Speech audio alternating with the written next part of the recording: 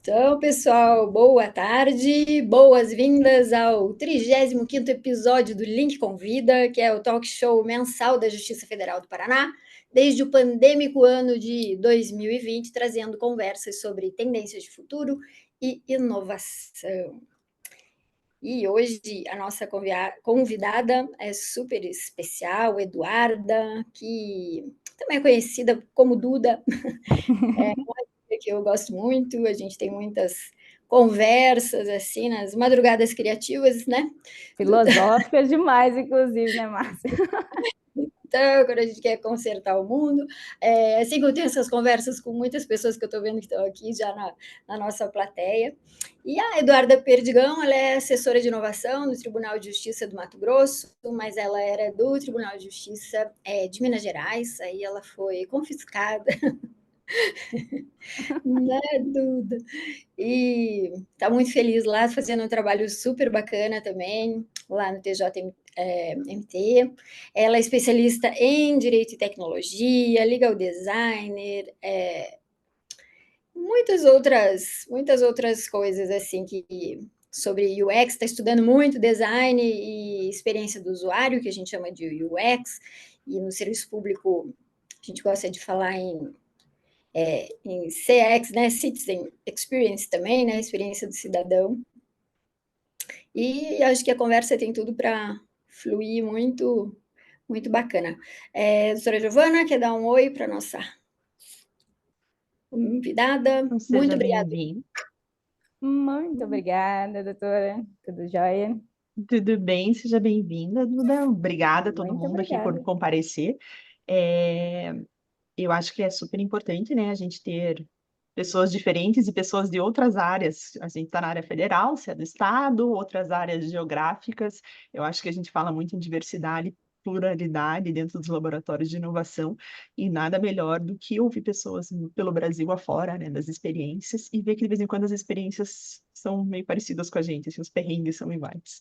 Muito Então, mesmo. seja bem-vinda, Duda, e passo a palavra para vocês, vou ficar só aprendendo hoje.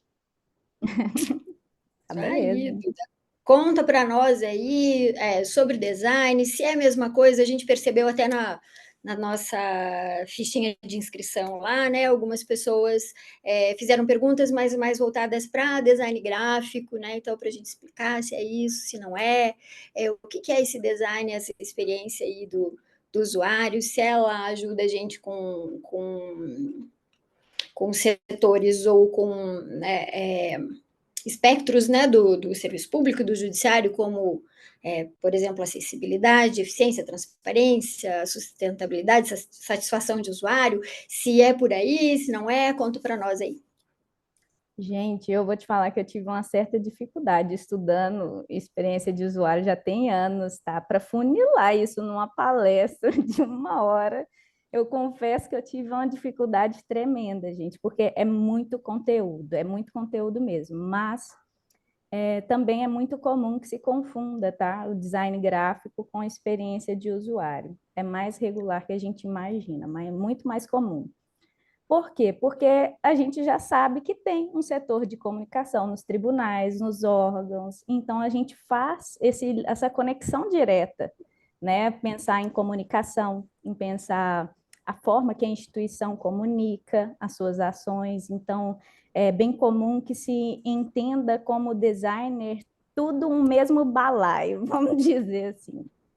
Né? Mas a realidade é que, assim como as outras profissões, eu posso citar aqui a TI, porque antigamente, eu não sei se vocês se lembram, se recordam, mas a TI era só relacionada a suporte técnico antigamente, né?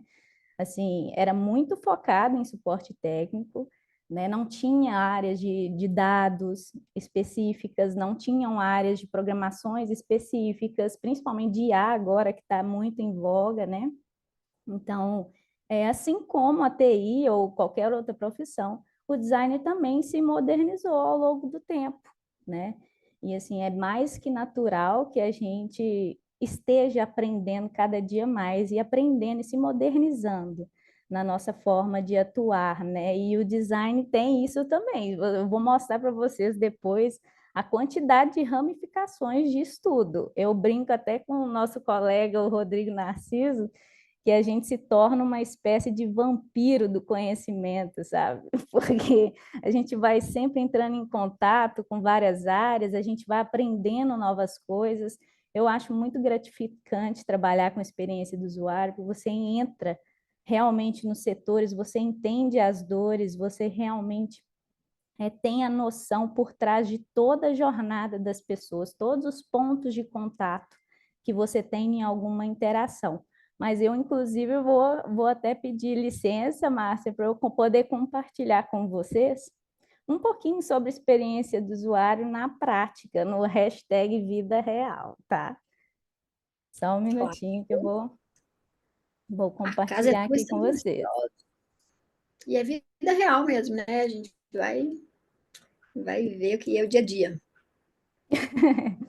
Eu vou iniciar aqui a apresentação, aí vocês me contam se está conseguindo verificar a tela cheia certinho, tá? Porque agora, a partir desse momento, eu não estou vendo vocês. Está tudo certinho certo por aí? Tudo. Beleza, gente. Quando vocês olham uma tela como essa, né, algumas interfaces visuais aqui, você pode imaginar, assim, dada a sua experiência prévia de conhecimentos anteriores, que se você clicar, o que vocês imaginariam que aconteceria, Marcinha, se eu clicar nesse botão aqui? Aqui do meio. Queria aparecer uma tela com a explicação aqui sobre o que é. Esse aqui seria de maximizar a tela. Ampliar a tela. Só que aí você espera que maximizaria a tela, né? Não que inverteria tudo ao contrário, né?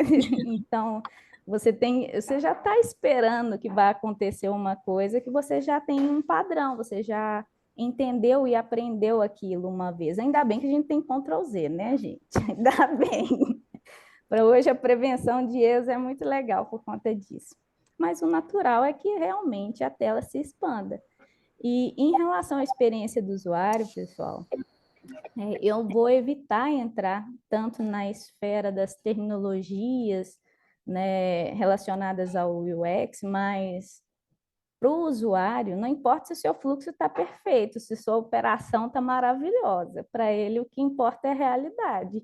É o hashtag vida real. Na hora que ele foi lá ser atendido, ele espera que aconteça tudo da forma que foi, de certa forma, acordada anteriormente. Então, eu vou passar um vídeo aqui brevezinho para vocês verem como que é a experiência de usuário na prática.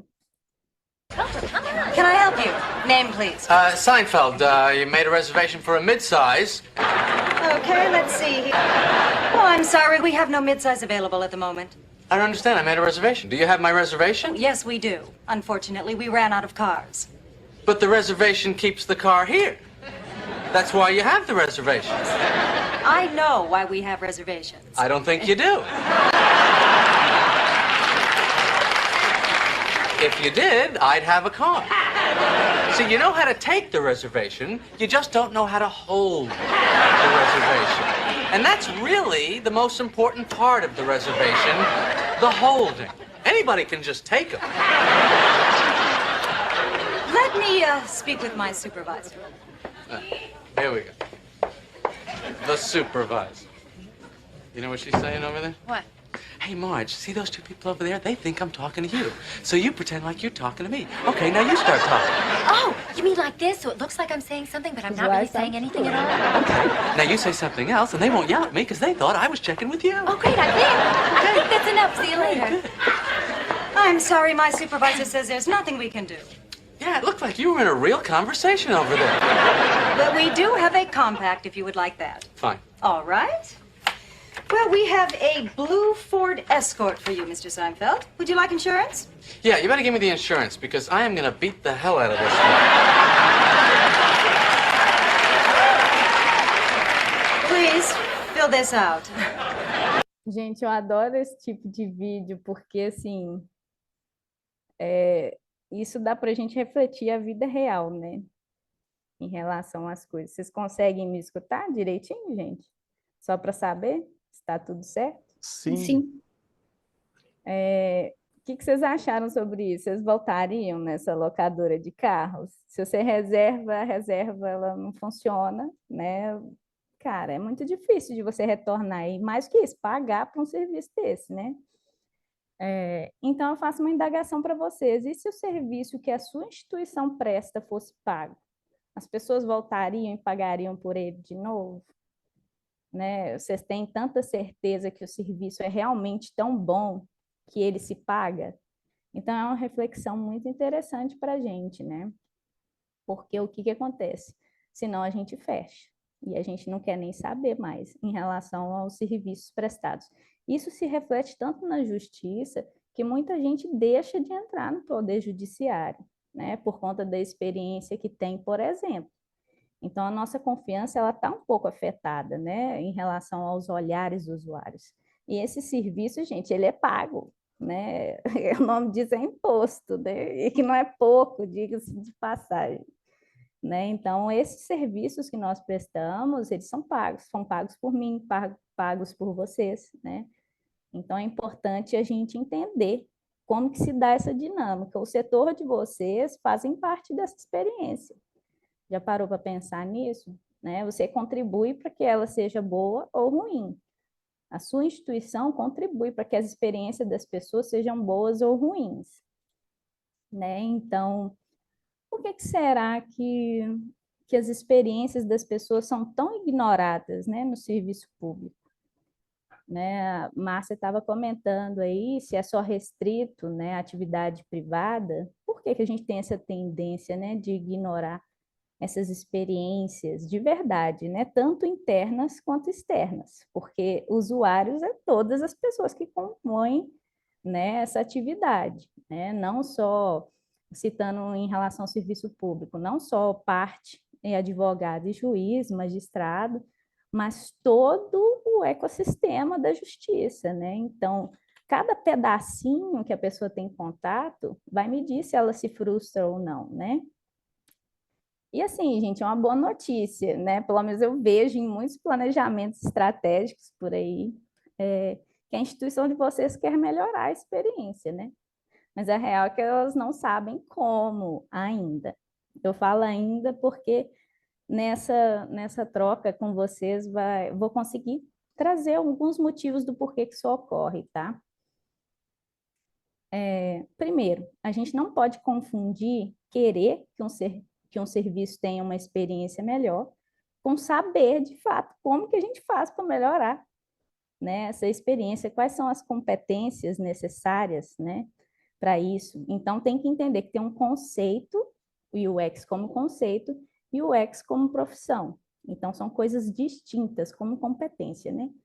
Como conceito, gente, experiência do usuário é uma coisa que é inerente à atividade humana, né? São coisas que a gente não controla, são coisas que são automáticas, né? Que a gente não raciocina, né? Não toma decisões com base no racional, né? Muito em relação a nossas vivências, as nossas experiências anteriores, né?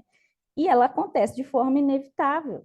Sempre que a gente interage com alguma coisa, seja com sistema, seja com produto, seja com serviço, e a gente nem se dá a ideia de que isso está acontecendo no momento, né? E também não é sobre funcionalidade técnica apenas. Experiência, uma boa experiência não basta funcionar, gente. Né? Vocês precisam saber que tem um impacto muito grande no emocional e no intuitivo das pessoas. Isso tudo um design. E não falo design voltado para o gráfico, tá? Eu falo no design voltado pela construção, pela resolução de alguma coisa, né? Então, isso é muito importante de se entender, né? Dentro da experiência, nós avaliamos, nós experimentamos o mundo e sempre de forma contínua. A gente pode perceber que o jeito que você experiencia alguma coisa na sua infância não é a mesma quando você é adulto.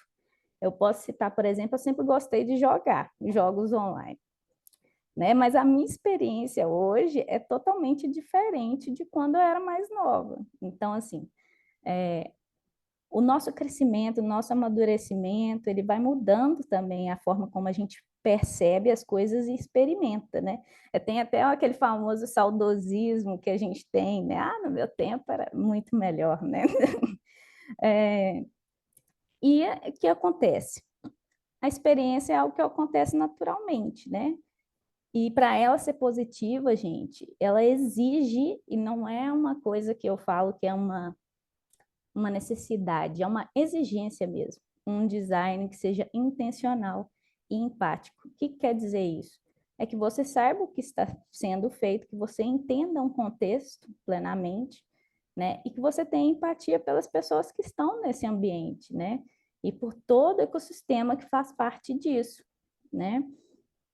E, por outro lado, a parte de competência, né, dos UX designers, né, agora voltando para o lado da habilidade técnica, né, eles são responsáveis por projetar experiências de interações que elas têm que ser intencionais, igual eu falei com vocês, elas precisam ter foco, né, nas necessidades reais das pessoas, né, elas precisam projetar experiências que facilitam a tomada de decisões das pessoas. A gente quer economia de energia, a gente já tem tanta coisa para pensar no dia a dia, e a gente não quer ter que ficar pensando demais para fazer uma escolha, né? Se vocês forem fazer uma comparação com os aplicativos que vocês utilizam hoje para tudo, né? Seja iFood, seja o Uber, quando a gente pega e vê, né, algumas experiências que ainda parece que estão presas no passado, que não facilitam em nada a nossa vida, a gente fica perdido, a gente fica frustrado, né? A gente, consequentemente, produz menos também, né? Por quê? E, inclusive, em relação às responsabilidades dos UX, né, eles permitem que as pessoas consigam fazer com sucesso, né, aquilo que elas precisam. A gente precisa resolver a nossa vida, resolver a vida de outras pessoas, né? Ó, que deu um problema aqui, ó, deu uma falha de usabilidade aqui no meu slide, ficou duplicado, mas tá bom. Os UX designers, eles entendem, né, da psicologia por trás das interações humanas, ou seja, tem um estudo bem aprofundado sobre vieses cognitivos, o que reduz o estresse energético nas interações, né, os pontos de fricção, que a gente chama, momento que dá um embate, fala, cara, isso daqui não funciona de jeito nenhum, ou tem vontade de matar aquilo, né? Então, essas coisas que acontecem, gente, são baseadas em comportamento humano e experiências, né? São cognições nossas. E os UX designers também buscam melhorar continuamente essa experiência. Por que eu grifei a palavra continuamente? Porque normalmente se tende a lidar com projetos da seguinte forma: estou num projeto, acabou o projeto, nunca mais revisito nada daquilo. E aí as coisas não vão se revitalizando, as coisas não vão se modernizando, né? As atividades elas não são descobertos novos problemas. E esse é a grande diferença, né, do serviço público para o serviço privado, né? Ali no privado é motivado pelo quê? Din-din, é lucro, né? Então, a motivação ela é constante ali para criar novas coisas, melhorar a experiência, né? Mas a gente não pode se apegar nisso, né, em relação ao lucro, porque nós temos o privilégio, aí eu falo privilégio mesmo, né, de conseguir atuar e fazer uma coisa sem ter a obrigação do lucro ser o fator principal para as nossas tomadas de decisão. Então, a chance, o campo, o oceano azul para a gente construir soluções que realmente melhorem a vida das pessoas, né, que elas consigam trazer um valor de verdade, é muito grande, gente. Assim, sem sombra de dúvida, né? E outra função do designer, o UX designer, é garantir que a experiência não aconteça de forma aleatória ou negativa. É o que eu falei com vocês, a questão da intenção. É você não chegar demandado, é você ter proatividade, é você querer entender as coisas, né? E isso, gente, requer novas competências, tanto técnicas quanto humanas. E a gente vai aprendendo conforme vai passando a nossa vida, que às vezes a gente acaba deixando o humano de lado, né? O nosso aspecto humano de lado. E eu sempre gosto da palavra equilibrar as coisas, né? Tanto no aspecto de que a gente pode ser leve, a gente pode ter momentos divertidos, a gente pode ter momentos de descontração, ao mesmo tempo que a gente pode ter momentos de concentração, momentos de seriedade, momentos de foco. Então, é equilíbrio mesmo, nunca perdurar para um lado demais. Isso faz toda a diferença, né? E uma coisa, só ter o designer funciona? Não. Só pensar, só vou contratar o UX design, vai resolver todos os meus problemas. Não, não vai. Porque ninguém inova sozinho, gente. Por trás da inovação, o UX é aquela pessoa que advoga, né? A gente brinca de advoga pelos interesses de todos os usuários, por quê? Dentro de uma instituição, você tem os objetivos de negócio, que aí são os planejamentos estratégicos, são as questões da gestão, o que a gestão quer durante um período, né? O que ela espera que a instituição se movimente a fazer como um todo. De outro lado, tem as necessidades dos usuários, tanto, né, as partes, o cidadão, quanto os usuários internos, né, que não podem ser deixados de lado e nem negligenciados, porque se as necessidades dos usuários internos forem negligenciadas, é muito difícil que a experiência de quem está indo atrás de um serviço seja boa, tão quanto, né? Fica escancarado a frustração, fica escancarado o estresse. Então, a gente tem que sempre equilibrar e olhar para esses dois lados, né? E tecnologia, gente. O porquê que as coisas aqui, normalmente, serviço público sempre falta alguma dessas coisas, tá? Ou o objetivo de negócio não está alinhado, né, de fato, e as necessidades, a tecnologia, com o que se realmente precisa, né? Tanto quanto a tecnologia. Só se você fizer uma coisa que funciona, ela não vai te gerar valor, porque ela não vai te resolver um problema, né? E nem como você só olhar para a dor, é tipo assim, só reclamar e não fazer, entendeu? Então, assim, ter alguém para ajudar a navegar, a orquestrar isso, é muito legal. Você, de certa forma, hackeia o sistema, né? E você faz isso com técnica, você faz isso com método, você está cada vez estudando, cada vez mais formas de você unir, trazer elos, né?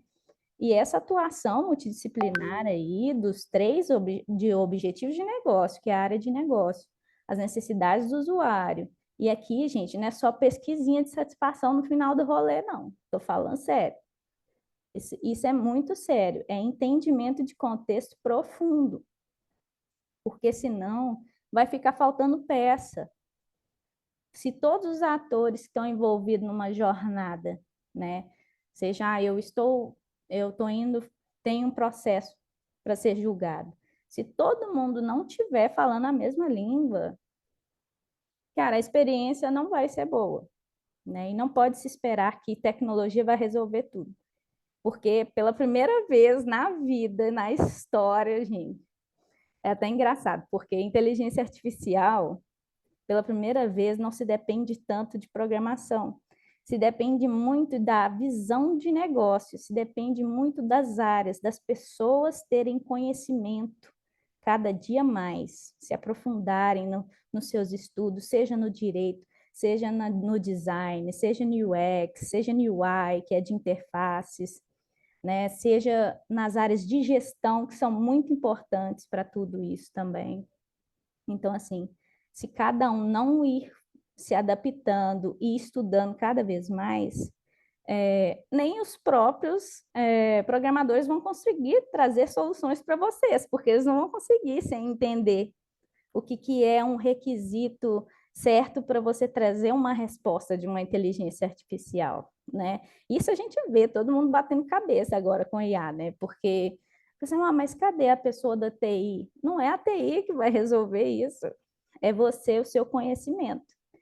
Então, você pode aprender a dar comandos de inteligência artificial em linguagem de programação, pode utilizar alguns meios de linguagem de programação para facilitar, reduzir o número de palavras, Mas ainda assim, se você não tiver conhecimento técnico da área que você atua, inteligência artificial vai ser só mais uma solução que vai ficar bem guardadinha na gaveta e um projeto que não vai funcionar, se essas 3 áreas aí não tiverem trabalhado juntas, tá? E em relação a um bom serviço, né, e ter uma boa experiência, como que é um serviço desse, gente? Ele tem que ser útil, ele tem que ser fácil de usar, ele tem que ser valoroso.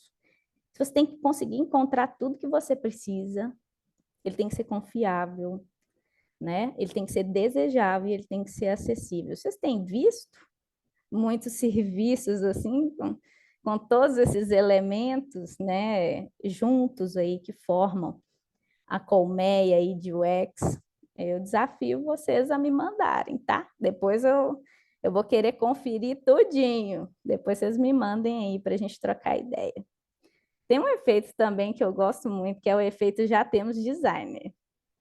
Esse é muito bom, porque assim, é igual a Márcia tinha comentado no início, né? Coloca-se o designer todos no mesmo balaio. E, gente, é uma infinidade de área, tá? Dentro do design. Tem design gráfico, né? Tem os designers de interface, que comunica com os designers de experiência de usuário. É claro que, em relação a termos de economia, gente, né, eu sei que não dá para a gente contratar todos esses tipos de profissionais extremamente especialistas em alguma coisa, é por isso que a gente contrata pessoas, profissionais que a gente chama em T, né? Profissionais que têm uma especialidade específica, mas que ele transita em diversas áreas, né? São os famosos vampiros do conhecimento. Eu me considero uma vampira do conhecimento. Sei de gestão de projetos, né? Sei um pouquinho de tecnologia, um pouquinho de programação.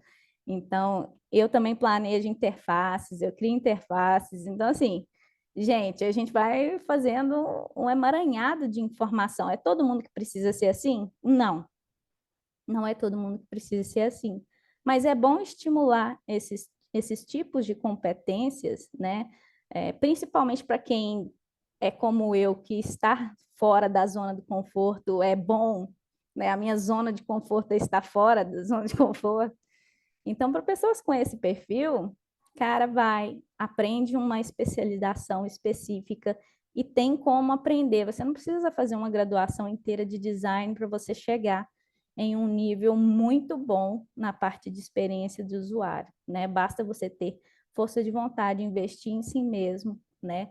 E cada vez querer estudar mais as partes dos porquês das coisas, tá? E dentro desse efeito designer também, essa pessoa ela tem realmente espaço para realizar um processo de UX design completo? Eu falo porque UX design nada mais é que um aprendizado contínuo, gente. É igual eu falei com vocês. A gente constantemente está aprendendo coisas novas, está entendendo coisas novas. Isso não para. É um ciclo contínuo. Eu sei que pode ser até desconfortável para algumas pessoas, no sentido de, meu Deus, nunca vai ter fim. Para quem gosta, nunca vai ter fim, entendeu? Então, assim, é questão de perfil mesmo, tá? A gente tem ali, por exemplo, a fase de descoberta, muito dentro do design thinking, então, só que a gente não faz em formato, pelo menos aqui, a gente não faz em formato de oficina, a gente faz em formato específico ao longo do tempo, porque a gente sempre reúne informações antes de iniciar o DT, né? Então, enfim, tem uma série de aprendizados que permeiam a experiência do usuário, né? E em relação aos desafios mais comuns, né, de design UX no serviço público, vou citar um pouquinho aqui com vocês. O primeiro desafio, gente, é silos institucionais. Sim, isso é uma das coisas mais difíceis, né? Você quebrar estes silos.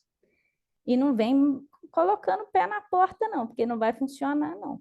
Nem enfiando técnica goela abaixo, né? Falar assim, tem que fazer assim, tem que fazer assado. Isso não vai funcionar, isso vai gerar mais resistência, né? E você não vai conseguir desenvolver, né? Porque naturalmente já se percebe a resistência à quebra de silos, né? Os setores não se comunicam, não colaboram entre si. Um está fazendo uma coisa, você não faz nem ideia do que está fazendo. E o outro, por outro lado, você está disposto a ajudar e às vezes as pessoas te barram, né? Então, o que isso gera de risco? Gera retrabalho, né? Baixa capacidade para inovar. Isso aqui é baixíssimo, gente. Sem tirar e nem pôr. Não vem achando que você ficar lá na sua bolha, você vai conseguir resolver todas as coisas, porque não vai. Sempre vai ter uma necessidade ou um setor específico que você vai precisar conversar. E você tem que ir de braços abertos, de coração aberto, né? E realmente querendo ajudar, né? Mais do que só reclamar, eu tenho uma camisa que é eu reclamo, mas eu faço, né? Então, assim, mais do que reclamar de uma coisa que não está tão legal, assim, dentro da dinâmica, dentro de um processo de trabalho, o que a gente está fazendo, de fato, para conseguir melhorar isso, né? Gera desperdício. Gente, a quantidade de dinheiro público que é desperdiçado, tá? Em relação a custos de projetos que não vão para frente, ou mesmo de projetos que não foram entendidos os problemas da maneira adequada, tá? Isso é um desperdício financeiro enorme, e quem perde somos todos nós mesmos, sem exceção, tá? E baixa integração e coesão entre os serviços oferecidos. Você fica, às vezes, embasbacado como é que pode, dentro da mesma instituição, ter tanto serviço e sistema distinto, né? E você não está acostumado com isso como usuário. Você está acostumado com o usuário hoje com o GovBR, que integra tudo. Você está acostumado hoje num aplicativo de comida, você tem todos os restaurantes. Então, assim, isso é contraintuitivo, tá? Isso é contraintuitivo para o momento que nós estamos vivendo. Fazia sentido antes? Fazia, mas para o momento que nós estamos vivendo, não faz mais, tá? Falta de acesso a dados. Isso daqui, gente, é uma coisa que vai demorar a ser quebrada, tá? Por quê? Tem a questão de segurança, mas eu acho que tudo conversado não sai caro, tá? Mas a grande realidade é que, embora vocês contratem designer UX aí à vontade na instituição de vocês, se eles não tiverem acesso a dados, por que eu falo isso, gente? A maior parte das coisas que nós fazemos dentro das nossas atribuições está num ambiente virtual. E se eu não tenho acesso a metadados de comportamento das pessoas dentro desses sistemas, eu perco muito tempo para conseguir tomar uma decisão com acesso a dados que eu poderia ver, quanto tempo que o usuário demorou nessa tela, quanto tempo que essa pessoa conseguiu encontrar esse botão. É claro que eu consigo fazer testes de usabilidade e detectar esse tipo de coisa, mas poderia ser tudo automatizado, entende? E possibilidade técnica já está aí, já existe, basta TIs abrirem o coração aí, criar um meio. Inclusive, se quiserem, me chamem para a gente desenvolver. Quem quiser em colaboração aí, alguma forma, interface da gente conseguir acessar dentro das próprias instituições os nossos próprios dados. Porque, olha, desde suporte técnico, desde ouvidoria, todos esses lugares têm um insumo tão grande, gente, de informações valiosas sobre coisas que às vezes a gente nem precisa ir lá para ver, sabe? Você não precisa nem gastar o esforço de precisar ir lá. É claro que assim, não é todas as situações, mas você economizaria muito tempo, né? E isso dificulta, a falta de acesso a dados dificulta a melhoria contínua. Como que a gente quer tomar decisões ali em relação a dados sem ter acesso a eles? Fica muito difícil, né? Então, fica aí o convite, né, a todos os TIs aí a facilitarem o acesso aos dados, né, por variadas áreas e setores. Isso vai ajudar não só o UX, tá? Não ajuda só o UX, ajuda todos os setores como um todo a pensar em melhorias para o serviço público, tá? Outra coisa, outro desafio é a confusão dos papéis de design, igual a Marcinha tinha falado, né? Achar que todo profissional de design faz a mesma coisa. Apesar de que eu acredito que é super viável os designers da comunicação também fazer fazer também uma mescla em relação a esses novos conhecimentos. Seria bem legal, assim, de aprenderem mesmo, né? Tem alguns que eu conheço que já fazem isso, mas não são todos. É sempre restrita a atuação publicitária sobre comunicações internas e etc., né? E o que isso gera, né? Uma falta de clareza da necessidade real do usuário, né? A gente não consegue entender, porque não tem ninguém olhando, ninguém está lá vendo. Por exemplo, nesse episódio que eu passei para vocês do Seinfeld, ninguém ali está vigiando. O cara só foi embora, ele nunca mais vai voltar. É uma pessoa que não vai voltar mais, porque não tem mais confiança no serviço, né? E por outro lado, não tem ninguém olhando para isso, né? O design UX nada mais é que ter um olhar voltado para os usuários, e é de verdade, é imergir mesmo no contexto, seja difícil, seja fácil, seja complexo, seja fácil, então, assim, é imersão total mesmo, e isso gera um risco que a gente entrega coisas, projetos com pouco valor percebido pelas pessoas, né? A capacidade também em design UX reduzida, né? A falta de preparação das equipes, que podem estar estabelecidas, mas não estão aprofundando o suficiente, né, nos mecanismos de UX, sem capacitação, né? Ou mesmo algumas áreas que estão limitadas do progresso por conta de pressões de entrega. Isso é muito comum, não? Olha, eu sei as heurísticas de Nielsen, eu sei todas as leis de UX, agora eu sei todos os padrões que são reconhecidos pelas pessoas. Cara, lei de UX e heurística é um excelente, maravilhoso ponto de partida, porque foram experiências de pessoas, né, e de profissionais de design que foram anteriores, com muitas respostas positivas. Contudo, isso é um ponto de partida, não deve ser uma verdade absoluta, porque cada contexto é um contexto, cada cultura é uma cultura e cada instituição é uma instituição. Então, não se apeguem em achar que vocês vão saber tudo só porque tem alguns conhecimentos realmente aprofundados ali em design.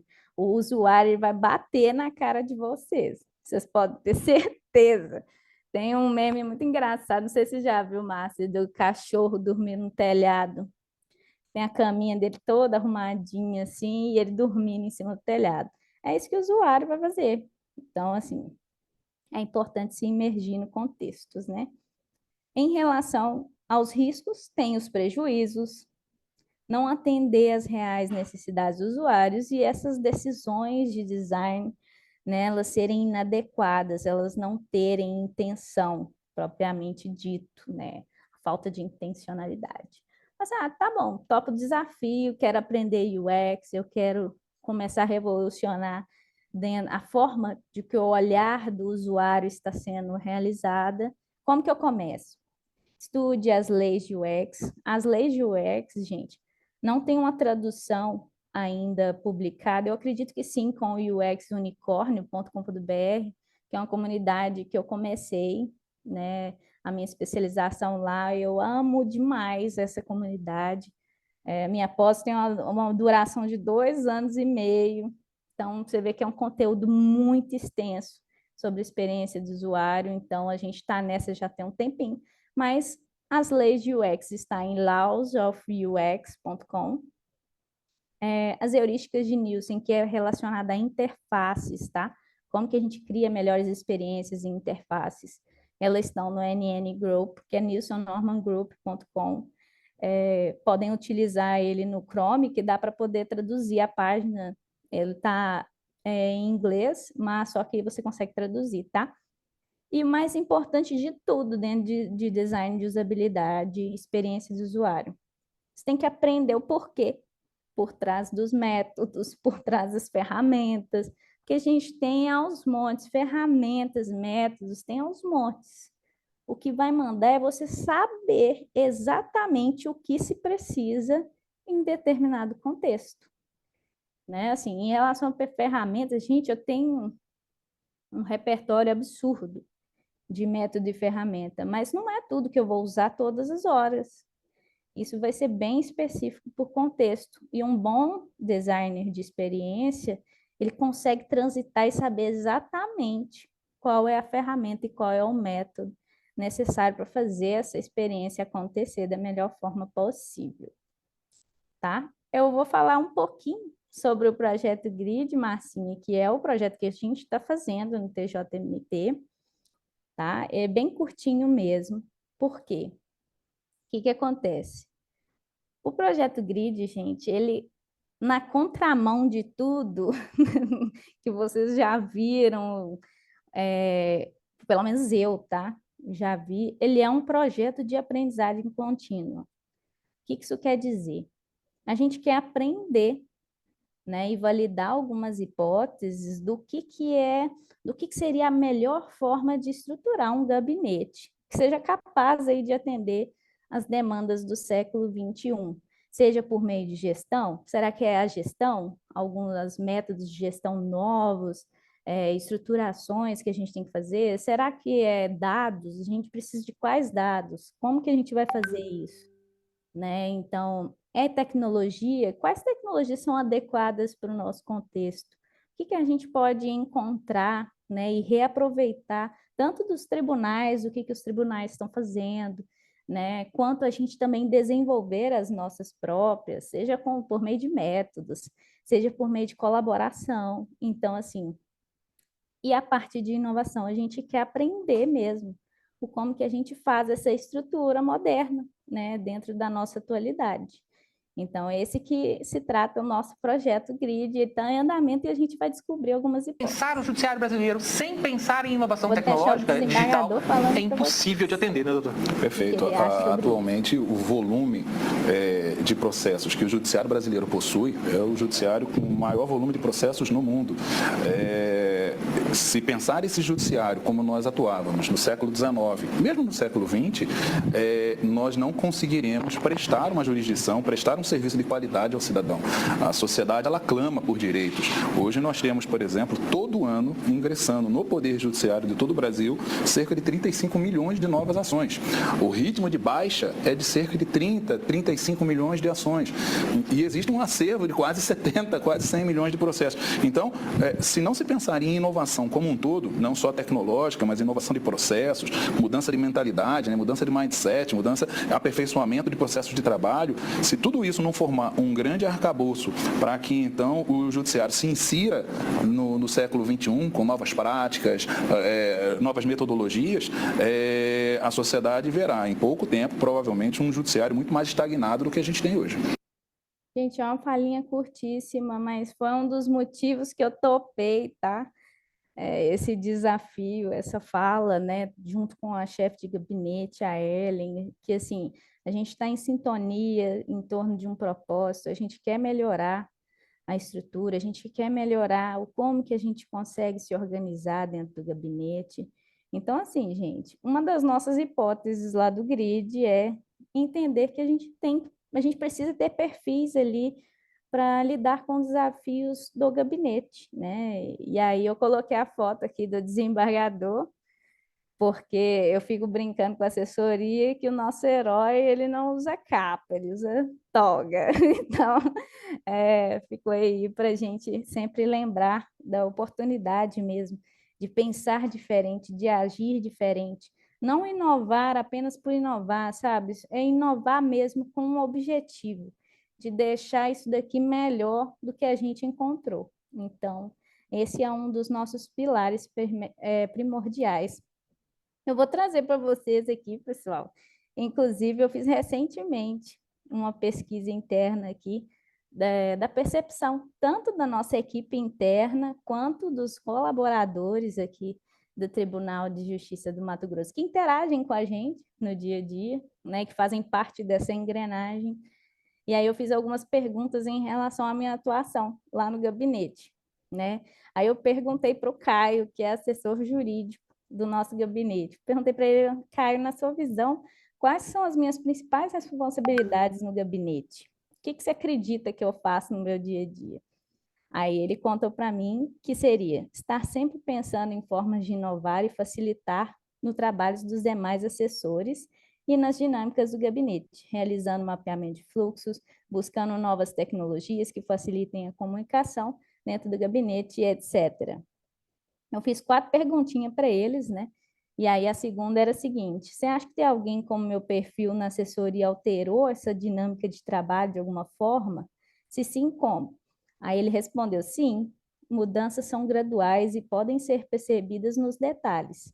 Acredito que a comunicação foi a principal mudança, visto que, com as ideias das reuniões periódicas, os nossos chacobolos, que inclusive foi a assessoria mesmo que nomeou, né, bem regional mesmo, a gente tem essa troca diária ali, agora está periódica, né, não está diária porque a gente deu uma reduzida, a gente está com muita coisa, mas a gente mantém as nossas reuniões periódicas aí, e aí ele acha que a equipe está sempre nivelada em relação aos assuntos do gabinete, e além disso, o auxílio na utilização das IAs é um grande diferencial quando se tem alguém experiente na prática. Na área. Creio que com o tempo as mudanças serão bem mais perceptíveis. Cara, é tão legal né, poder ler isso, sabe? Parece que a gente fala assim, não é tanto loucura assim, né, quanto a gente estava pensando. Né? E ele falou que, eu perguntei, o que mais chamou sua atenção na minha atuação? Quais aspectos você considera positivos? Aí eles mesmos apontaram na resposta 2, e sua atuação para facilitar na comunicação interna e no auxílio de utilização de novas tecnologias. Muito obrigada, viu, Caio? Porque na 4ª pergunta que eu perguntei se tinha algum ponto negativo, ele falou que não. Ai, que bonitinho.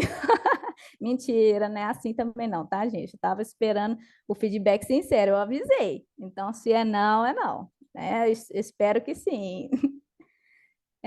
Já em relação a outros setores e as percepções, tem o José, que ele é da taquigrafia, gente. E a gente já trocou ideias, figurinhas, a gente já teve algumas atuações em conjunto. Então, foi muito legal. Perguntei para ele quais são as principais possibilidades que ele acha que eu tenho. Aí ele respondeu: acredito que seja responsável por atividades relacionadas a um nicho novo e necessário, que é a inovação e a criação de ferramentas que auxiliam a atividade fim do gabinete, considerando o dinamismo decorrente das tecnologias atuais e futuras. Eu fiz uma pergunta, a segunda pergunta era um pouco diferente da que eu realizei para a assessoria, por quê? Porque é a questão de colaboração entre setores, tá? Por isso que eu modifiquei algumas perguntas, dependendo do público, a pergunta era diferente. E aí eu perguntei se ele acha, né, que a minha atuação colaborando com outros setores alterou a dinâmica de trabalho de alguma forma.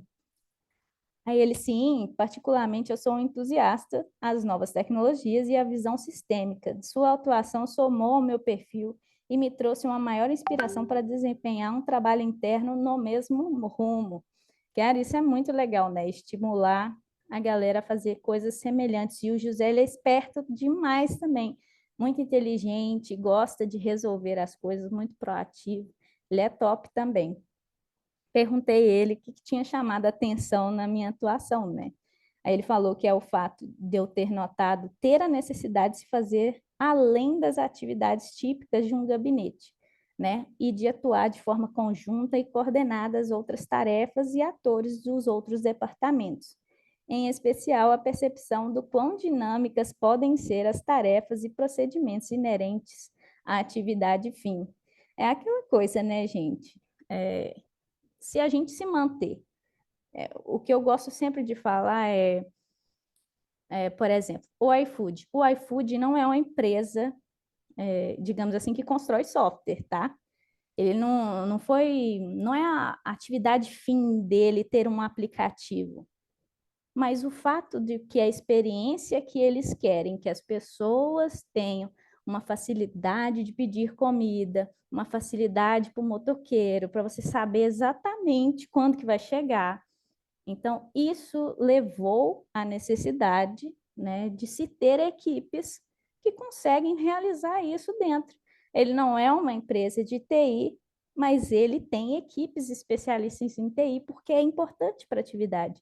E nós temos que trazer essa lógica também para o Poder Judiciário, para o serviço público, de que tudo bem, não é a finalidade criar aplicativos, ter interfaces, né, com melhores experiências, mas, gente, vai fazer total diferença na vida das pessoas. Então, será que a gente não está batendo murro em ponta de faca, evitando que isso aconteça? Então, é uma coisa a se pensar, né? E também eu perguntei se existe um ponto negativo, né? Aí ele falou, sim, deveria existir uma Duda em cada gabinete. Ai, gente, José, é engraçado demais. Também, para finalizar aqui as percepções de usuário, gente, eu pedi a opinião de todo mundo aqui, tanto da nossa equipe interna, quanto a maior parte dos outros setores que a gente teve contato. E a Rose, ela é coordenadora judiciária, e aí eu perguntei a ela, né, quais as responsabilidades que ela acha que eu faço. Aí ela falou, na minha visão, suas principais responsabilidades no gabinete incluem modernizar processos, facilitar a comunicação e intermediar as demandas, especialmente no que tange a integração de tecnologia. Acredito que no seu dia a dia envolve atuar como um elo entre as necessidades estratégicas do gabinete e soluções tecnológicas, ajudando a otimizar fluxos de trabalho e garantir que a inovação esteja sempre presente nas decisões e nas operações. Achei muito legal também o comentário da Rose, né, sobre a percepção dela. Perguntei também sobre o que ela acha da minha atuação colaborando com os outros setores. Ela falou que acha que minha colaboração com os outros setores, principalmente participando do grupo de gestores de gabinete, porque esse eu fui junto com a nossa chefe de gabinete, e inclusive com a nossa outra assessora técnica jurídica, a Vanessa. Então, foi bem legal que a gente conseguiu ajudá-los e participar desse grupo de gestão de gabinetes, que era justamente para entender os fluxos dos demais gabinetes, cada área tinha uma área específica, e que precisava realmente pensar em redesenhar, né, todo esse fluxo. Foi bem interessante, foi bem legal. Aí diz ela que isso trouxe mais integração entre as equipes, que despertou demais os demais para uma competição saudável e que deixou o trabalho mais ágil e colaborativo. Ah, isso é muito bom, gente. Eu fiquei super feliz também.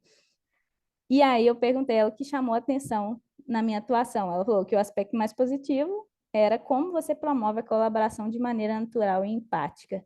Gente, por que eu estou falando isso tudo? É porque. E aí, para finalizar, o ponto negativo o ponto negativo é que você deveria estar na coordenação judiciária, podendo contribuir com os 39 gabinetes. A minha chefe, o desembargador, me mata, né? Ela sempre gosta de brincar com isso. Mas por que eu falo sempre isso, gente? É porque não se inova sozinho, tá? E experiência do usuário quer dizer você adentrar, né, em todo o ecossistema, é conversar com a sua secretaria, né, conseguir conversar com a diretora, com a taquigrafia, com o pessoal da TI, com o pessoal de comunicação. Então, assim, isso é muito importante, essa integração não só deles para com vocês, mas de vocês para com eles também, né, nos seus setores e no dia a dia. Eu queria agradecer demais a nossa equipe, o hashtag Team Saboia, né, e os demais setores e gabinetes aqui do TJMT. Fico muito feliz da colaboração que a gente está fazendo. E a gente vai construir aí um judiciário cada vez mais pró-experiências do usuário, né, gente? Eu vou... A minha fala aqui estava finalizando, sabe? Mas eu não sei quanto tempo que nós temos. Quanto tempo que nós temos aqui? Já estamos no final aí. Já está no final? Então já... Eu tô com todo mundo com a cabeça fervendo aqui. Oh, meu Deus, gente, o complicado é que, assim, eu não consegui testar o tempo antes, entendeu? Mas espero que tenha tido um apanhado geral, assim. Porque é muita informação mesmo, a princípio, sabe? Só que com o tempo, gente, as coisas vão melhorando, a gente vai aprendendo mais, a gente vai colaborando mais, então a gente só tende, né, a facilitar tudo isso. Né, depois eu vou até pedir para você para deixar um QR Code meu aqui, viu, Márcio? Claro. Mas aí eu vou deixar você conduzir aí se tiver alguma dúvida, alguma pergunta.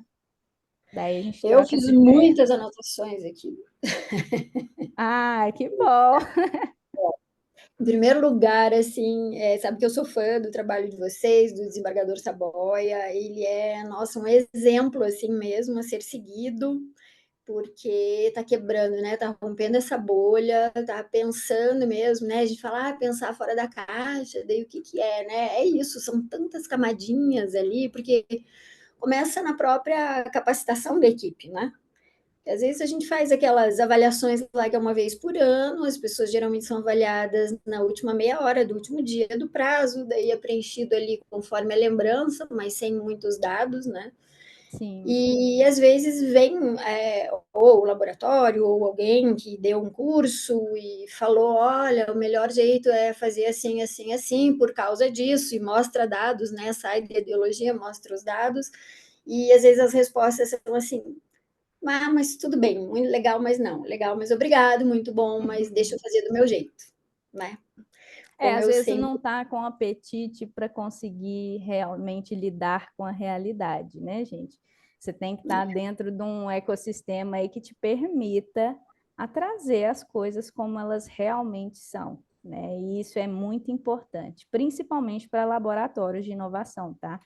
Eu falo porque, em relação a competências de laboratório, tem muitas pessoas que me perguntam, Duda, quais são as competências que você acha que um laboratório de inovação tem que ter, né? Eu acho que depende muito também do seu contexto. Você não tem bala de prata, né, gente? Depende muito qual que é a visão institucional, né? Qual que é a visão da sua própria equipe. Eu acho que, assim, se você me perguntassem, UX nunca vai ser uma possibilidade que é descartada, porque ela, por natureza, já tem essa vontade e essa atuação de imergir no contexto. Então, se você falasse comigo, um que eu não deixaria de ter, UX, dentro de um laboratório. Se me perguntasse, eu falaria. Então, assim, mas o que acontece? Eu acho que é possível, não só porque eu fui assim, eu fui aprendendo ao longo do tempo, eu fui me capacitando, eu fui buscando novas informações. Então, antes eu agia muito na intuitivamente mesmo, né? Eu nunca parei para pensar, nossa, mas por que que eu não gosto tanto desse site ou de determinado serviço? Depois eu fui parar para analisar o porquê que eu detestava tanto várias coisas, sabe? E aí depois, quando eu estudei a parte de experiência do usuário, eu vi que, cara, realmente isso tem um estudo para isso. E aí foi onde eu me encontrei mesmo, de verdade. E eu acredito que muitas pessoas no serviço público têm esse perfil de inquietação. E então eu sugiro super, cara, estudar a fundo, porque isso é o que vai fazer a diferença na hora do vamos ver, na hora do dia a dia, e mais do que isso, na hora que todo mundo estiver sabendo usar IA. Porque assim como eu falei lá no início, eu tenho, por exemplo, meus prompts, a maioria deles formatados, tá? Para fazer os meus roteiros de pesquisa, né? Desde as minhas atuações, o que eu vou fazer de teste de usabilidade. Eu já consegui viabilizar isso, mas isso só foi possível porque eu estudei. Só foi possível porque eu entendi a fundo o que eu estava fazendo. Então, assim, isso foi um divisor de águas na minha vida e, assim, eu espero que contribua um pouco dessa visão para quem quer migrar para essa área de UX, quem realmente tem o amor pelo sair fora da zona de conforto. E basicamente é sobre isso, né, Duda? Sobre simplificar os fluxos de trabalho, né, também, reduzir erros, promover um acesso melhor à justiça, mas Sim. dentro de uma segurança, né? Porque acho que o que as pessoas mais têm medo ou pela falta de conhecimento, pela tradição, conservadorismo, enfim, o foco na formalidade é isso, que a gente possa comprometer a segurança ou a qualidade, é o que eu mais ouço, assim, né?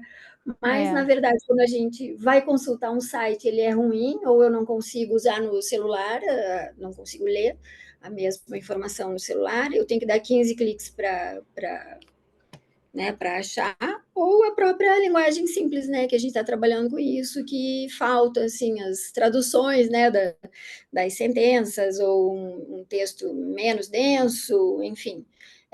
A gente ainda não está... Então, a gente está falando né, da inteligência artificial, mas a gente não está sabendo nem trocar uma ideia do nosso usuário, né, interno e ou externo. Engraçado que até eu ia passar, gente, para vocês depois, mas fica de sugestão para vocês olharem depois. Tá. de rever o site do STF, tá em 2007 no Wayback Machine, no site do Wayback Machine. E aí você vai comparando ao longo do tempo, porque o STF foi um dos poucos assim a dar uma repaginada na questão da usabilidade da plataforma e tudo mais. Então, assim, você consegue perceber lá que a pesquisa de jurisprudência, por muitos anos, ela ficou escondida. Eu acho incrível isso, é o maior business, né? O coração do negócio era a última coisa que você achava, você tinha que clicar 40 vezes para você achar, né? Então, talvez isso traga, inclusive, reflexões e a gente rever coisas passadas para a gente ver o tanto que progrediu, o tanto que melhorou a experiência. Hoje você digita, lá já está na página inicial, no cabeçalho, o que deve ser dito de forma primária, né? A informação mais importante, né, das coisas. E às vezes tem notícias ou outras coisas. Eu estou vendo aqui que um dos meus coordenadores, ó, a chefia está aí, o doutor Flávio Cruz, está com a mãozinha levantada, e antes de passar para ele, né, queria só falar para quem está aqui da Justiça, né, aqui da Justiça Federal do Paraná, quem é de outros órgãos, enfim, que está ouvindo falar, né, sobre laboratório de inovação, a gente acha que isso supre um pouco, né, do laboratório de inovação, ele acaba suprindo um pouco essa falta do UX designer, porque não é uma realidade que vai ter tão próxima, né? Mas a gente aprende e ensina a pensar como designer, né? Pensar na experiência, e tudo que a gente faz lá dentro é focado no usuário no centro. Então, já aproveito para fazer um merchandising aqui, um convite para todo mundo aderir ao laboratório de inovação. É verdade, Márcia, eu concordo 100%, principalmente em trazer o design para não designers, né?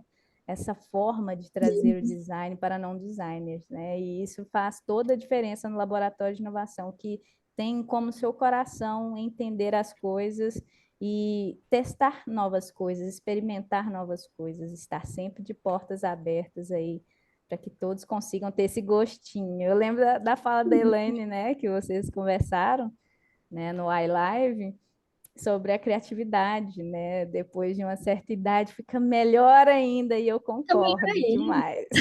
Concordo demais. Doutor Flávio, diz aí.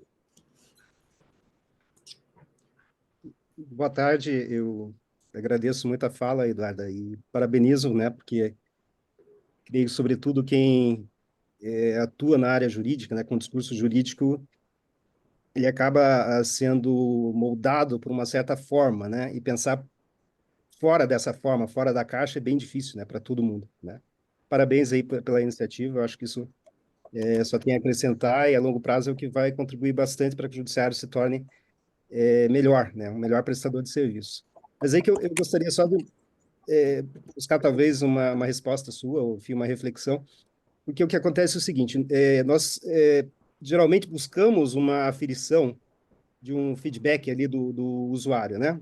Então, imagina os correios, né? Você quer manda um livro para um parente lá no exterior, o livro chega no prazo certo, todo cuidado, sem nenhum tipo de dano, nada, você fala, esse serviço é bom, né? Ele é barato, ele é efetivo, ele é adequado. O Leão Judiciário, claro, nós temos distintos graus de avaliação do serviço, né? A avaliação, como foi feita aí do site, né, do Supremo, melhorou. E você tem um critério para aferir isso, um critério razoavelmente objetivo. As pessoas têm uma certa percepção de que melhorou mesmo, né?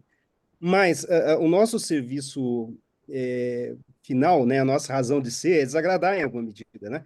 Em qualquer demanda vai ter um que fica feliz, outro que fica descontente, ou, o que não é raro, nenhum fica satisfeito com a sentença, né? Então, por vezes, há uma dificuldade em se aferir o grau de satisfação do usuário que seja um grau que está incorreto, né? Porque, às vezes, aquele grau de insatisfação dele é natural diante da solução acertada que foi dada para o caso dele, com a qual ele não concorda, né? Então, às vezes, há essa dificuldade que nós temos em poder aquilatar. É claro, uma pessoa racional, né, de bom senso, diz assim, ó, eu perdi, né, o juiz não apoiou o documento, mas a sentença está muito boa, o juiz trabalhou no prazo correto, o juiz foi isento como tem que ser, tratou todo mundo com cordialidade, com educação como tem que ser, né? E daí, ainda que ele tenha perdido, né, a pretensão dele não tenha sido aceita, a resistência dele não tenha sido aceita, ele sabe reconhecer que aquele foi um bom serviço. Mas, no cotidiano nosso, cotidiano forense, como você bem sabe, há muitos usuários insatisfeitos, mas indevidamente satisfeitos, porque a solução que o judiciário deu para ele foi a correta, né? Então, às vezes, conseguir uma baliza, um critério para você ter um feedback, porque se você fizer, por exemplo, uma pesquisa social, assim, de longo alcance, uma significativa parcela da população não gosta do judiciário, né? Não gosta também dos Sim. policiais, muitas vezes com razão, não gosta de juízes também com razão, por vezes, né? Por vezes o serviço é ruim mesmo e tal, não é esse o ponto. Mas por vezes o serviço é bom e ainda assim as pessoas não ficam, como eu já falei, ficam satisfeitas. Então, criar esse critério, talvez, para a gente saber dosar isso, que às vezes é meio difícil na nossa perspectiva, porque se a cada sentença viesse como tem aquelas telefonistas, né, ou telefonistas que dizem, avalia meu atendimento, né? Daí você tem que dar nota de 1 a 10, vou imaginar, né? Eu tenho Sim. receio que a maior parte das vezes, se a gente atirar um 2, um 3. Na Mas, verdade, doutor, é aquela coisa, né? É muito mais fácil você tirar de uma pessoa uma experiência negativa do que uma experiência positiva. E isso é uma questão cognitiva, tá? Eu falo no aspecto de que você se lembra mais daquilo que foi ruim do que daquilo que foi bom. Então, talvez uma estratégia seja, antes dele receber essa notícia, ter um ponto de contato que você consiga avaliar até onde ele foi ali. Tá? E isso é perfeitamente possível com sistemas hoje, né? Você consegue identificar o comportamento das pessoas nas próprias plataformas, tá?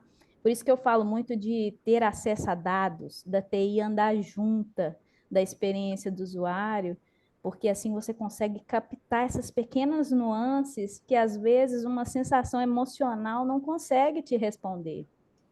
Né? Quantas vezes a gente aqui já escreveu uma avaliação top lá no iFood, mas para quebrar o pau, meu filho, na hora, esqueceu a Coca-Cola e o Nossa Senhora. E é natural, é coisa de ser humano mesmo, né? E é isso que é legal, é a gente tentar bolar estratégias, né? De conseguir captar até onde que são os problemas. Nessa parte da jornada é um problema, tem um ponto ali que ela fica tem algum problema em relação ao acesso ao processo dela, ou ela ficou nervosa com o advogado. Então, a gente precisa realmente entender todos os passos.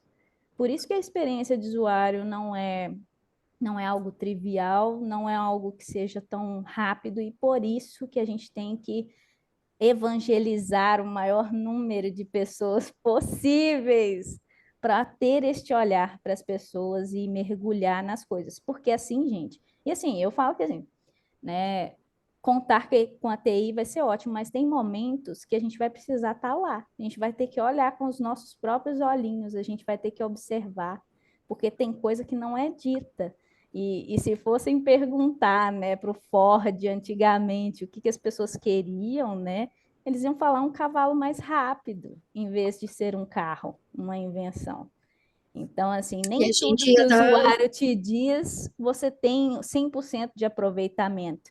Você tem que confiar mais nas ações e nos comportamentos, e é por isso que se estuda tanto a questão cognitiva, o que atrai as pessoas, o que faz o comportamento ser realizado daquela forma. Por isso que é muito importante você sempre estar aprendendo e sempre estar estudando essas matérias para a experiência de usuário. Mas eu achei muito pertinente mesmo o que o senhor disse, porque, cara, é uma das coisas que a gente tem mais dificuldade. A gente só tem o formulário de pesquisa no final e a gente não sabe o ponto de contato que a pessoa teve, né?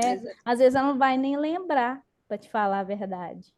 Se você não tiver no dia a dia, por isso que a experiência de usuário é uma atividade contínua. Por isso que não pode ser um projeto que ele nasce e ele morre. Tem que ser uma coisa sustentável, né? Então, isso faz total diferença. E os laboratórios, eles podem, não só podem, como devem explorar muito dessa possibilidade, né? Eu falo que o laboratório é uma sandbox regulatória ali, que você pode fazer. Você não pode até fazer cavalo voar aí, mas talvez outras coisas consiga. Então, tem um ambiente muito propício, mas é o que eu falo, gente, a gente não faz nada sozinho. E as pessoas, elas são parte essencial dessa jornada, igual eu falei.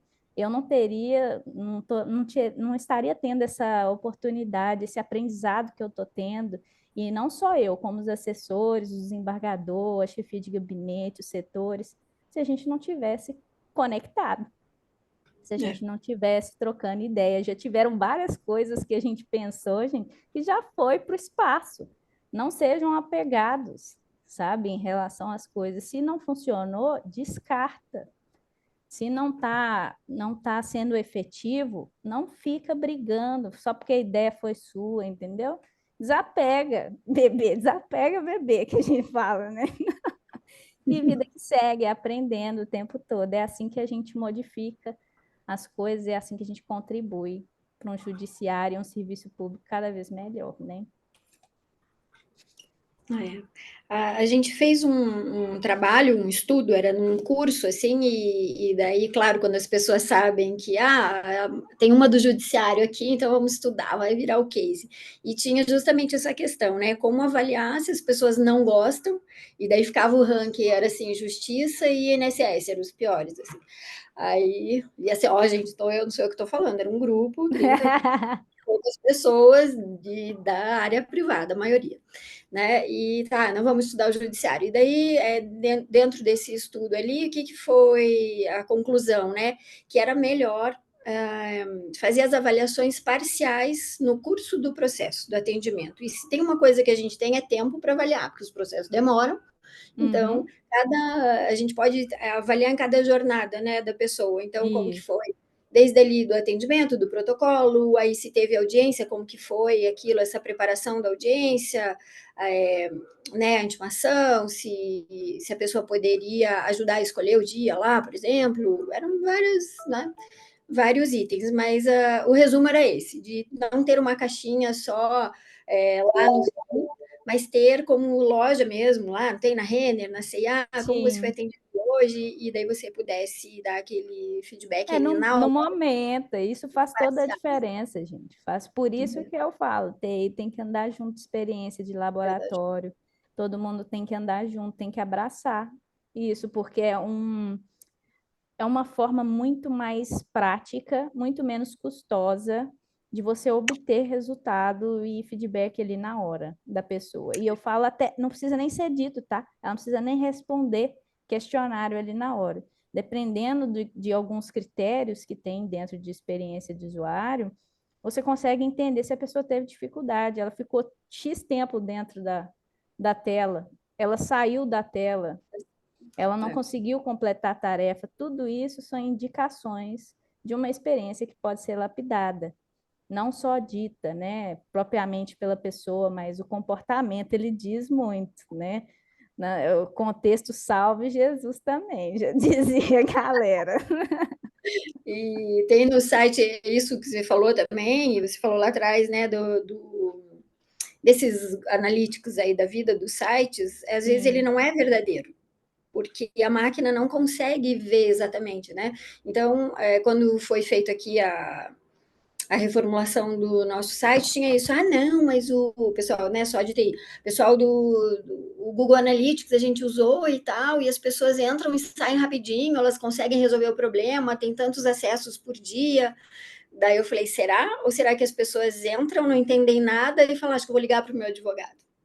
Sim. Né? E geralmente era isso, depois você vai conversando com as pessoas. E é interessante, porque você tem duas situações, que ela tanto pode estar saindo porque ela está resolvendo, quanto ela está revoltadíssima, né?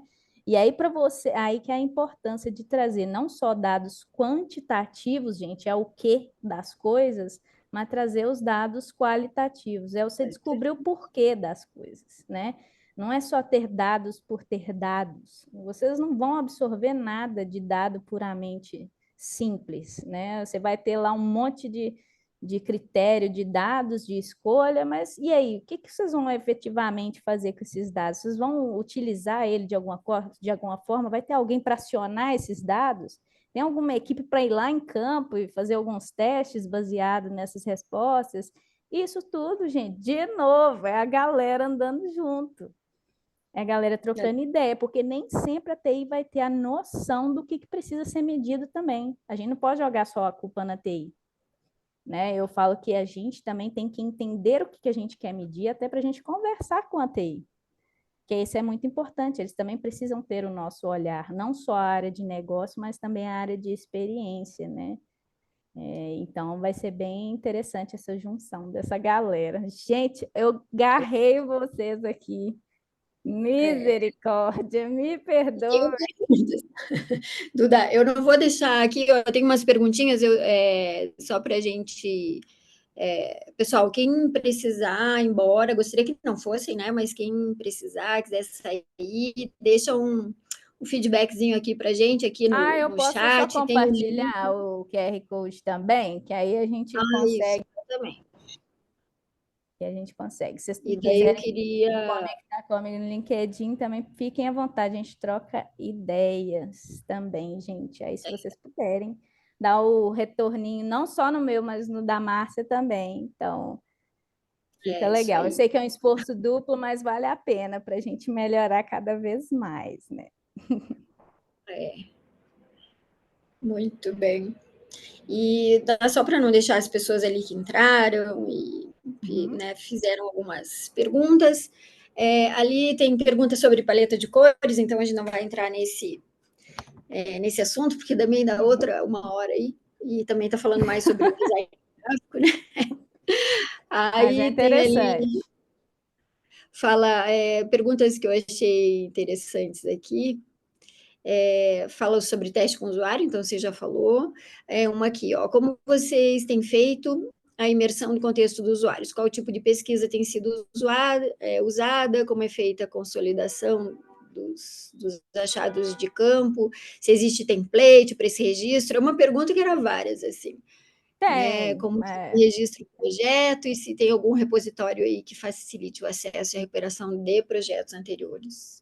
Tem, compartilho se quiser. Pode entrar em contato comigo que eu compartilho. Eu normalmente aqui, dependendo da situação que eu estou na fase de descoberta, eu faço entrevistas com as pessoas, eu sento com elas, eu vejo todo o fluxo de como está sendo feita as coisas, né? Um exemplo mesmo foi a nossa troca de ideias com a Sheila, aquela diretora.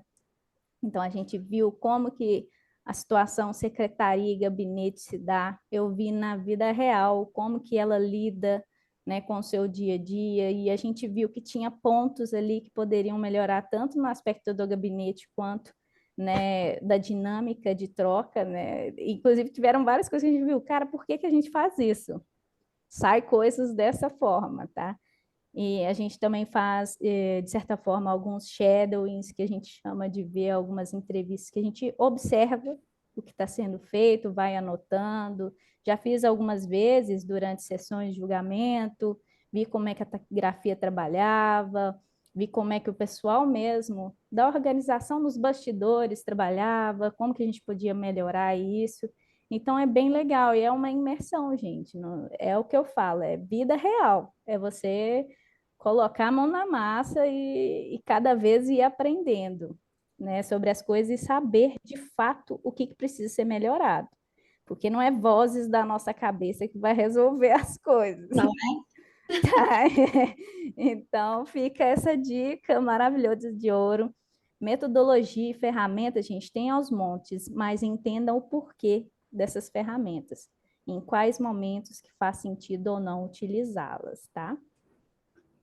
E aqui também tem pergunta sobre plataforma e curso que foram mais úteis para você, se você usa alguma específica de revisão. Eu gosto muito do UX Unicórnio, que eu falei, é uma comunidade muito legal de UX. Foi onde também que eu fiz meu MBA em liderança em design, UX e pesquisa. Então, assim, foi bem legal. E muitas das coisas que eu aprendi, gente, eu vou ser muito sincera para vocês, é na base da curiosidade mesmo, fuçação, né? Pesquisa, YouTube, a gente não para, a gente fica louco, a gente vai no curso, a gente compra algum evento específico e tem alguma palestra específica. Eu falo que eu não gasto um centavo na minha vida com estudo, eu invisto. Eu invisto em mim, eu invisto no trabalho que eu entrego, então isso é muito importante, né? A gente ter sempre em mente que o estudo é um investimento, não é um custo. Isso faz total diferença. Mas dentro de plataformas tem várias, viu? A gente utiliza Miro, a gente usa o CapCut, a gente usa muito o universo da Microsoft, a gente aproveita muitas plataformas, tá? Da Microsoft que aqui no TJMT tem, a gente usa o Loop para consolidar os fluxos, a gente usa o Planner para fazer as nossas dinâmicas e anotações de agilidade. E lembrando, gente, que a agilidade, né, não é só ter um quadrinho para chamar de seu, é realmente se fizer sentido aquilo. Até mesmo os quadros de agilidade precisam fazer sentido para você, senão não precisa se apegar demais em ter algo específico se não faz sentido. Então, no geral, eu gosto também muito de plataformas de inteligência artificial, né? GPT também uso bastante, faço vários assistentes aí, compartilhei com outros gabinetes, inclusive um que eu fiz para a gente consolidar informações de eventos, congressos. Se quiserem, depois eu passo. Eu quero, já me mando. Porque eu sempre perco um tempasso consolidando as informações, seja para relatório de viagem, seja para fazer repasse com os colegas da assessoria ou do próprio órgão. Então, isso me adianta um tempo incrível, que eu já configurei ali todos os passos certinho. Então, eu compartilho depois com você. Duda, daí para terminar as perguntas lá do formulário de inscrição, tinha umas sobre se vocês já fizeram algum trabalho com experiência de idosos, do usuário idoso. Não, ainda a gente não chegou nessa parte. A gente tem 5 meses juntos apenas, nós estamos aí aprendendo ainda como que está fazendo a dinâmica. Primeiro a gente começa pelo gabinete e todas as áreas respectivas que comunicam ali com o gabinete, para depois a gente explorar a parte do usuário mesmo externo, que também é importante, apesar de que muitos comentários aparecem alguns advogados direto lá no gabinete, falam, ai, que massa, é muito mais fácil de marcar o meu atendimento aqui com vocês e que não sei o quê. Então, sempre tem também esses retornos pontuais, né? E isso também nos deixa muito felizes. Mas é claro que tem muita coisa a se aprofundar na questão de futuro, sabe? Entender como que essas ações estão se dando, né? Fazer algum movimento para evitar que elas aconteçam. Então, tem várias coisas relacionadas a futuro também. Não necessariamente depois que o processo já existe, mas seja de prevenção, de conscientização. Isso também é muito importante que as áreas de negócio façam, porque elas que têm o olhar sobre isso apurado, né? E tem a convivência no dia a dia. E o cidadão agradece, né? Caso estejam pensando dessa forma. O idoso, né? O idoso, geralmente, o idosinho tá offline, né? Então, por exemplo, aqui a gente fala dos estacionamentos na rua, que daí virou tudo online, mas a pessoa, o vovozinho não tinha nem celular, e agora é só, ali ele só consegue estacionar se ele tiver o celular. Os nossos textos, né? A legibilidade de texto também, várias... Interessante essa pergunta. Ó, o link tá pronto aí também para trabalhar com isso. E vamos ver aqui... Deixa eu ver aqui se tinha mais. Giovana, se anotou alguma coisa de perguntas aqui? Vou dar uma rodada. Mas, muitos elogios aqui. O pessoal gostou. Está agradecendo. Vai ficar gravado no nosso site, no nosso canal do YouTube, que é Inovação Institucional, JFPR. A partir de amanhã já deve estar lá. Show de bola. Me passe o link para eu compartilhar também, gente. A gente passou o link aqui, Giovana pode pôr aí de novo. Só tem uma pergunta da Tatiane, que ela pediu, na verdade, sua opinião sobre Daystarter.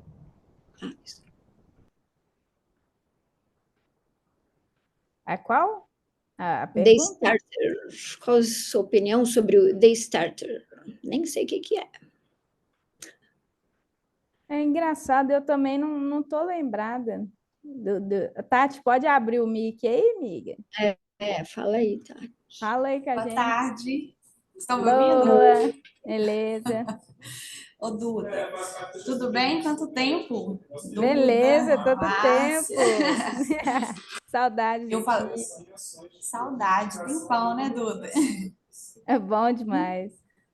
Então, eu mandei assim, Duda, depois eu quero sua opinião sobre o Daystarter, que é o curso que eu tinha te enviado. Ah, sim, é o curso que eu Esse tinha ainda deve enviado. Mas eu fiquei É. de te dar o retorno e não dei, verdade.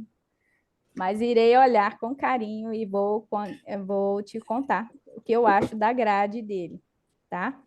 Pode deixar que eu vou dar uma olhadinha. Mas caso você goste também do UX Unicórnio, também recomendo muito, viu? Fechou? Tinha dado uma travada aqui, mas eu só falei, Duda, depois eu quero a sua opinião sobre o Não, pode deixar, Tati. Start, não precisa ser agora não, gente. Tranquilo. Gente, valeu, Duda. Acho que podemos, né, encerrar, porque, ó, 4 horas. Desculpe pela hora. Eu sempre gosto. Empolguei, gente, empolguei.